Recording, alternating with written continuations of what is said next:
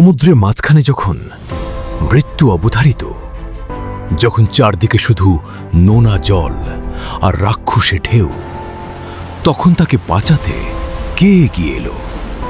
কোনো জাহাজ নয়, কোনো মানুষ নয়, এক অদ্ভুত বন্ধু। মাঝ সমুদ্রে ডুবতে থাকা মানুষটিকে কে ঠেলে তীরে নিয়ে এলো? আজ শোনাব প্রকৃতির সেই অবিশ্বাস্য বন্ধুত্বের গল্প, যা আপনার চোখে জল এনে দেবে। আকাশের মুখ ভার, মেঘের গর্জনে কান পাতা দায়। মাঝ সমুদ্রে মাছ ধরার ট্রলার নিয়ে বেরিয়েছিলেন রহিম মিয়া। বছরের পর বছর সমুদ্রের সাথে তার ঘরবসতি, কিন্তু আজকের এই রূপ তিনি আগে কখনো দেখেননি। পাহাড় সমান উঁচু ঢেউ এসে আছড়ে পড়ছে ট্রলারের ওপর। হঠাৎ একটা বিকট শব্দ, বিশাল এক ঢেউয়ের ধাক্কায় কাঠের ট্রলারটা খেলনার মতো ভেঙে দুটুকরো হয়ে গেল। রহিম মিয়া ছিটকে পড়লেন অতল জলে। চারিদিকে অন্ধকার, বৃষ্টির ঝাপটায় চোখ মেলা দায়। কাঠের একটা ভাঙা টুকরো আঁকড়ে ধরে তিনি বাঁচার লড়াই শুরু করলেন। কিন্তু সমুদ্র আজ বড় নিষ্ঠুর। ঘন্টার পর ঘন্টা কেটে গেল। রহিম মিয়ার শরীর অবশ হয়ে আসছে। নোনা জল পেটে ঢুকে বুক জ্বলে যাচ্ছে। হাত পা আর চলছে না। তার মনে হচ্ছিল এটাই হয়তো শেষ। বাড়িতে ছোট্ট মেয়েটা আর স্ত্রী পথ চেয়ে বসে আছে। তাদের মুখটা মনে পড়তেই দুফোঁটা চোখের জল নোনা জলের সাথে মিশে গেল।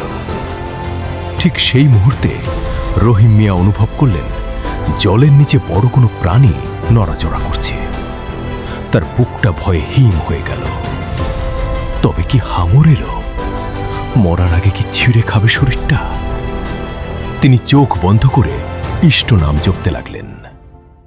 হঠাৎ তিনি অনুভব করলেন শক্ত কোনো কিছু তার পিঠের নিচে এসে ধাক্কা দিচ্ছে।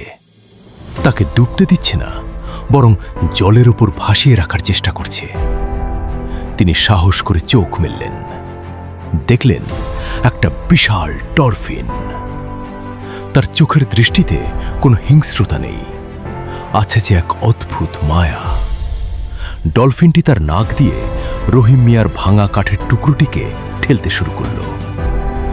রহিম মিয়া প্রথমে অবাক হলেও বুঝলেন এই অবলা প্রাণীটি তাকে মৃত্যুর মুখ থেকে ফিরিয়ে নিতে এসেছে। ডলফিনটি পরম মমতায় তাকে ঢেউয়ের প্রতিকূলে ঠেলে নিয়ে চলল তীরের দিকে। দীর্ঘ কয়েক ঘন্টার এক ক্লান্তিহীন লড়াই।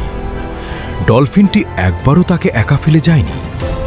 ভোরের আলো যখন ফুটল, রহিম মিয়া নিজেকে আবিষ্কার করলেন বালুকাময় সমুদ্র সৈকতে। শরীর নিথর, কিন্তু নিঃশ্বাস তখনও চলছে। ঝাপসা চোখে তিনি দেখলেন সাগরের নীল জলে সেই ডলফিনটি একবার ওপরের দিকে লাফিয়ে উঠে বিদায় জানাচ্ছে, যেন বলছে, তুমি নিরাপদ। আমরা মানুষরা প্রতিনিয়ত সমুদ্রকে দূষিত করছি, প্রকৃতিকে ধ্বংস করছি, কিন্তু তবুও বিপদের দিনে এই প্রকৃতি আমাদের বুক দিয়ে আগলে রাখে। প্রকৃতি মানুষকে ক্ষমা করতে জানে, কিন্তু আমরা কি প্রকৃতিকে ভালোবাসতে জানি? রহিম মিয়ার এই জীবন ফিরে পাওয়ার গল্প এবং ডলফিনের এই অকৃত্রিম বন্ধুত্ব যদি আপনার হৃদয়ে ছুঁয়ে থাকে, তবে ভিডিওটি লাইক করুন। এমন আরও গল্প শুনতে আমাদের চ্যানেলটি এখনই সাবস্ক্রাইব করে পাশে থাকুন। ধন্যবাদ।